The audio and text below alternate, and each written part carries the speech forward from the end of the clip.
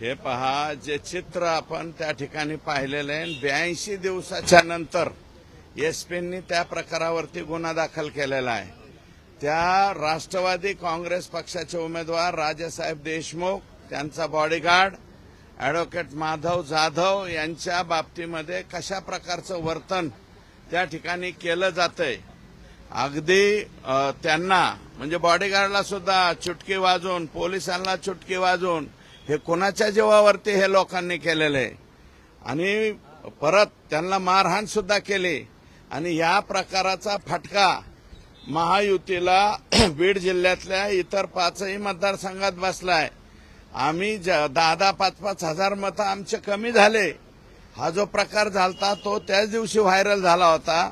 Actual तत्कालीन एसपींनी, कलेक्टरांनी लगेच त्याच्यावरती गुन्हा दाखल करायला पाहिजे होता, परंतु 82 दिवस उजाडलेत. हे चुटक्या वाजवणारे, हे पिस्तोलवाले, हे गुंडाळं जे आहेत, हे सगळेच्या सगळे जेलमध्ये गेले पाहिजेत अशी आमची मागणी आहे. आणि यावरून आपण ओळखून घ्या की परळी विधानसभा मतदारसंघात मतदान कसं पार पडलं असेल. ते अर्ध्याच्या वरती म्हणजे 330 पैकी 200 बूथ अक्षरशः ताब्यामध्ये होते, हे यावरून सिद्ध होतं. नाही, ती मागणी त्यांनी केलेली आहे. ज्यांनी निवडणूक लढवली त्या उमेदवारांनी करावी, त्यांनी करावी. आणि दुसरं, महादेव मुंडेंच्या पत्नी जर उपोषणाला बसले असतील तर एसपी साहेबांना माझी विनंती राहणार आहे की ही बाब आमच्यासाठी लज्जास्पद आहे. त्या माऊलीला उपोषणाला बसायची पाळी यायला नाही पाहिजे. 16वा महिना लागलाय आता तिचा, त्या माऊलीचा पती जाऊन.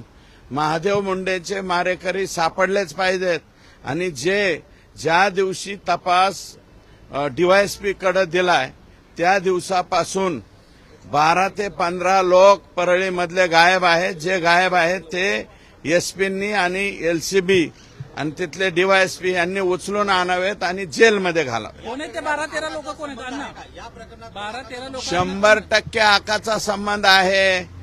ज्यांनी महादेव मुंडेंना मारलंय त्यांचे, ज्यांनी मारलेले ज्या गुंडांनी, ते गुंड आकाच्या मुलाच्या बॉडीगार्ड म्हणून फिरवत होते आतापर्यंत. मग आता ते बॉडीगार्ड कुठे गेले अचानक? आकाच्या मुलाच्या अवतीभोवती ते नाहीयेत आणि तेच आरोपी आहेत. ते आरोपी पकडले पाहिजेत. मी 100% महादेव मुंडेंच्या सौभाग्यवती ज्या त्या ठिकाणी बिचारी माय माऊली उपोषणाला बसले, मी 100% त्या माऊली बरोबर आहे. मुख्यमंत्र्यांची भेट घेतली तुम्ही अण्णा? मुख्यमंत्र्यांची भेट घेतली. हे जे 15-16 नावं तुम्ही सांगताय, ते नावांची तुम्ही त्यांना लिस्ट दिली का? आणि काय चर्चा झाली एकंदरीत? हे बघा, या नावांची एसपीला मी यादी दिलेली आहे, डिटेल पत्र दिलेलं आहे. महादेव मुंडेंच्या बाबतीमध्ये काय काय झालेले आहेत, कोणाकोणाचे मोबाईल डिटेक्ट केले पाहिजेत, कोणाकोणाचे जे आहे सीडीआर चेक केले पाहिजेत, याचं डिटेल पत्र मी एसपी आमचे जे जिल्ह्याचे नवनीतजी आहेत त्यांना दिलेलं आहे. त्यांनी लवकरात लवकर आरोपी पकडावे अशा प्रकारची जिल्हाधिकाऱ्यांची भेट घेतली दादा. अविनाश पाठक यांनी भेट घेतली. त्यांनी जे नियोजन साहेब यायला लागले, नियोजन विभागाने जे 2 वर्षाच्या प्रशासकीय मान्यता मागितल्या त्यासाठी कलेक्टर भेटले होते. मी उद्या परत अजितदादांना भेटणार आहे. 2 वर्षाच्या नाही, 5 वर्षाच्या प्रशासकीय मान्यता तपासल्या पाहिजेत. कारण सर्वाधिक जास्त गोंधळ 2019 ते मी तर 73 कोटीचं बोगस बिल काढले, पण त्याची यादी घेऊनच आलोय अजितदादांना दाखवायला. परंतु सीएम साहेब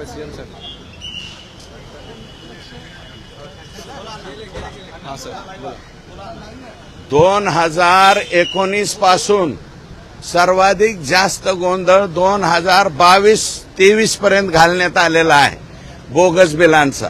नियोजन विभागाने जी चौकशी लावली ती फक्त 2023-24 आणि 24-25 आत्ताची लावली. मी उद्या अजितदादांना विनंती करणार आहे की ही चौकशी 2019 पासून लावावी. कारण सर्वाधिक जास्त गोंधळ हा 2019 ते 2022 या कालावधीमध्ये केलाय आणि जुलैमध्ये परत आमचं महायुतीचं सरकार आलं, एकनाथ शिंदे साहेब आणि देवेंद्रजींचं.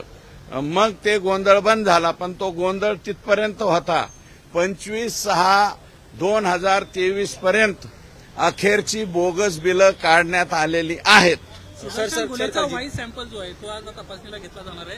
न्यायालयीन कोठडी झाली सुदर्शन गुन्हेला आणि त्याचा व्हाईस सॅम्पल देखील आता घेतला जाणार आहे. आता न्यायालयीन कोठडीची मला वाटतं आज परत पोलिसांनी त्याला PCR मागितलेला आहे वेगळ्या प्रकरणात, न्यायालयीन नाही. आता ते परत पोलीस कस्टडीमध्ये आला असेल असं मला वाटतं आणि त्याचे व्हाईस सॅम्पल घ्या, काय घ्यायचं ते घ्या आणि त्याच्यावरती लवकरात लवकर हे तुम्हाला सांगतो यांच्यावरती ऍक्शन झाली पाहिजे, चार्जशीट दाखल झालं पाहिजे आणि हे लोक फाशीला गेले पाहिजे.